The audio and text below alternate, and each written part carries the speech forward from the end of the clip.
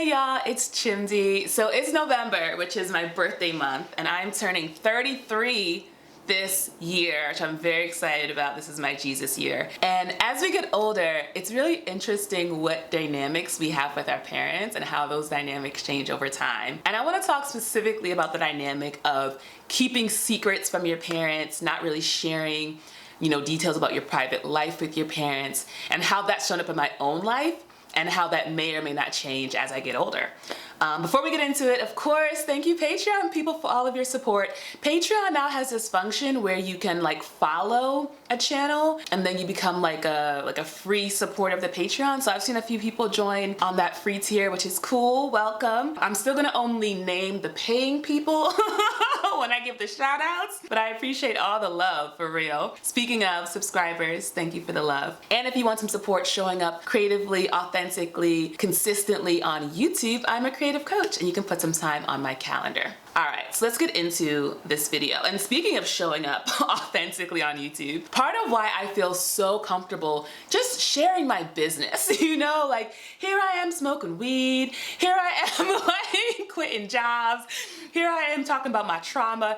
Part of why I feel so comfortable doing that on YouTube is that my parents are not here on YouTube. The rest of my family is barely here. My dearest sister is like, girl, I'm gonna get to your videos when I get to your videos. And I'm like, truly no rush. Do what you gotta do. You live with me. You get it. I share my insights and my processes with her first, and then I come on here and tell y'all. So I'm like, honestly, it's fine. But I know it would be different if I knew my parents were more involved in my life and we had a different dynamic in our relationship as well. I know for me particularly, I grew up very strict. I was raised Roman Catholic. My parents are Nigerian, immigrants, I'm first gen, all that kind of stuff. So being successful in America was always the #1 goal.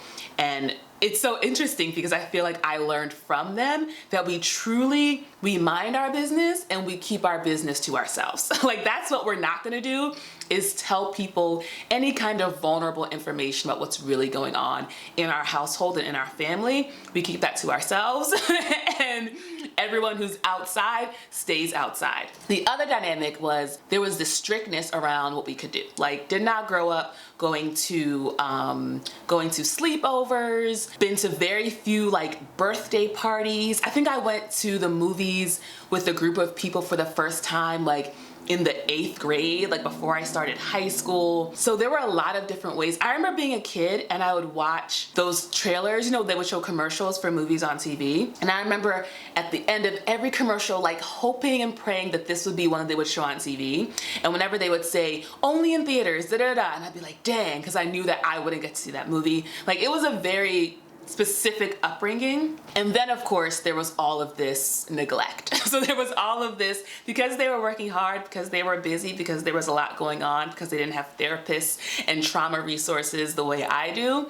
They really did not have the capacity to raise me and all of my siblings. And there were 6 of us. That's a lot of kids, So apparently there's supposed to be 4 adults to every 1 person in terms of the amount of emotional support children need. So I was very, very, very below that threshold, right?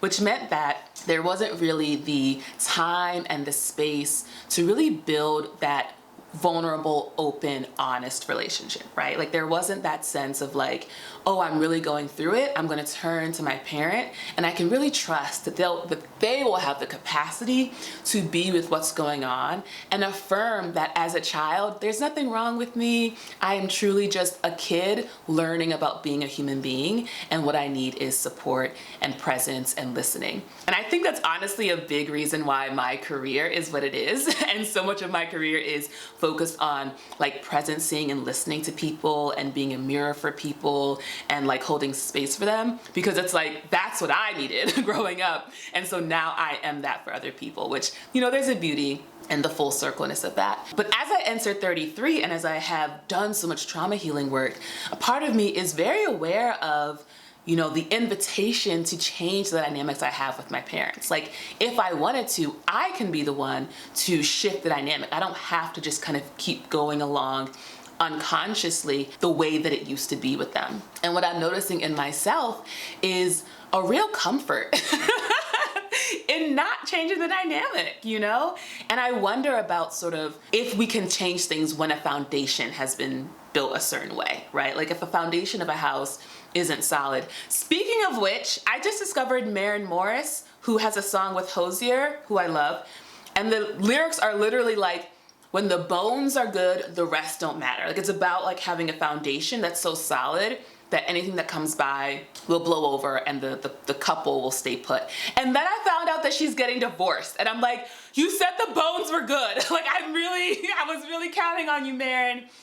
Anyway, but like if the bones aren't good, if the foundation isn't good, I think you literally have to knock down the entire house, right? And then you can build something new. And what I'm realizing is that in this moment, that fruit is not quite ripe in terms of, you know, plucking it and really creating something new. And I'm really okay with that. And I think that's a testament to how much healing I've done, that I'm not in this energy of trying to force things to be different and force things to be how I think they should be. And one thing like a lot of the trauma healing has taught me is that I think I thought most people and most families were normal families. Like that's what normal was this average, healthy family. And then talking to so many different people about the specific nuances of their family, I'm realizing like, oh, no. Like there really isn't any normal family. It's just like what particular set of things does your family have that you are now walking with. And that's been really nice because I'm realizing like, oh, I don't have to sort of take on fixing my family as my own personal work. And that truly was a major driver in my healing journey, was sort of seeing the dynamic in my family and feeling like I am the one who's gonna break the generational curses, and I'm gonna be the one to like heal all of this ancestral trauma, and then I'll see the ripple effects in my family and it'll be so beautiful and all of this stuff.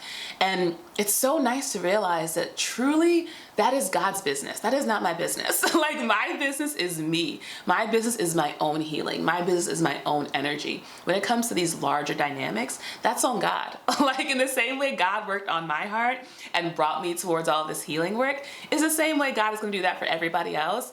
And they're on their own journey and they're on their own path. And especially the things that for me were real challenges in my life, but the process of overcoming them has brought me so much joy and peace and love and fulfillment and grace and gratitude, is the same way that the challenges I see my parents and my siblings going through, it's not for me to fix, because it's the process of like meeting them, confronting them, releasing them, that allows them to grow. So I would be doing them a disservice to try to step in and change the situation outside in when it's their situation for a reason, because they created those circumstances so that they can learn how to be the person who survives them and thrives with them. So just to bring it back to like not telling our parents things, I think also on some level, there is a part of me that does want to be known and be seen, because it doesn't take much effort to just go on YouTube and then you would see these basic like diary entries of my life over the last like 6, almost 7 years, going into depth about my emotional journey and what I'm going through. And so I think there actually is a young part of me that's saying, hey, if you want to learn about me, if you want to know about me, because I do think I'm worth learning and knowing about.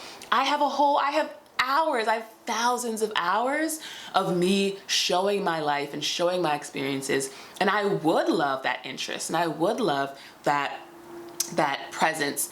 And I'm sort of offering myself in the way that feels comfortable to me, right? Like I can have this larger framework of like, oh, I have this YouTube channel, and I can hold on to that. And it can act as this sort of invitation to my parents to say, hey, if you want to know about me, your lovely, amazing daughter, like I've made all these videos, right?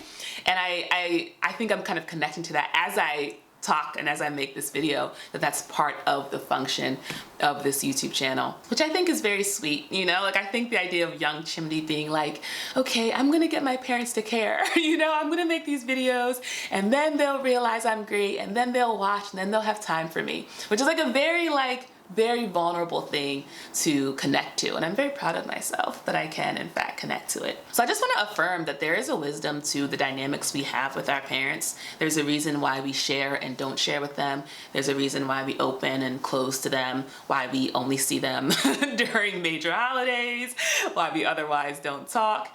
And to sort of force it to be different, to sort of beat yourself up that it's not different, is to do yourself a disservice. Because, you know, if they had created the container that allowed you to feel safe and feel comfortable being in your full expression with them, you would be. There's a reason why you aren't, and it's because they didn't do their job. And I think as parents, there's all this like parent guilt, because parents know that they are messing up. Like parents, you're human, you know? Of course you're not gonna, you know, prevent yourself from passing on your own trauma to your kids. Parents know that, and they feel terrible about it. And, you know, it's like, it's fine. You know, like it happened to them, it happened to us, it's gonna happen to our kids. Like, that's just kind of how it is, right? But being honest with, like, just because this is what happens doesn't mean it doesn't hurt, and doesn't mean that, you know, it is the parent's responsibility and that ball was dropped. That doesn't mean that that's any less true either. And being able to be compassionate and to whatever extent is comfortable to forgive and say, okay, well, I've not been perfect either. And it really hurt that you know, weren't the parent that I needed in these ways, but I know it didn't come from a place of ill intent, hopefully. It was just because you were overwhelmed and you were at capacity and you didn't know what you were doing and you weren't resourced. And that had repercussions that affect me and us to this day. And we just get to be with that. We get to be with the truth of that. And it's not wrong, it's just how it is, you know? And it's okay. So this is a really interesting, this is a really interesting video. It was inspired by a recent conversation. So I'm kind of talking to myself, but I'm also talking to this person and just really affirming the love and affirming the sort of like, we're just doing our best, they're doing their best, you know? And yeah, keep your secrets. Keep your secrets or make YouTube videos and tell all your business. Both work, both are great. All right, let me know if this video resonated. Let me know in the comments, do you keep secrets from your parents, or are your parents your best friends? I love when people say that. Like, oh, my mom's my best friend. I'm like, that's so sweet. Love that for you. All right, bye.